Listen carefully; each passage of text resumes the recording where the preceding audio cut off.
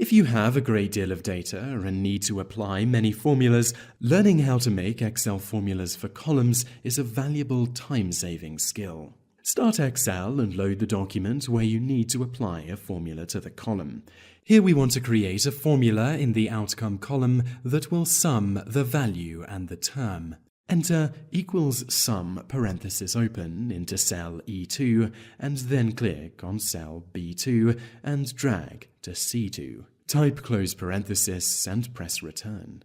In this case, we want to apply this formula to the entire E column so that all the values in the B and C columns are summed like they are with the single formula. Fortunately, learning how to make Excel formulas for columns is easy, as Excel will automatically change the formula to calculate the new values. Copy the contents of cell E2 and select the entire E column.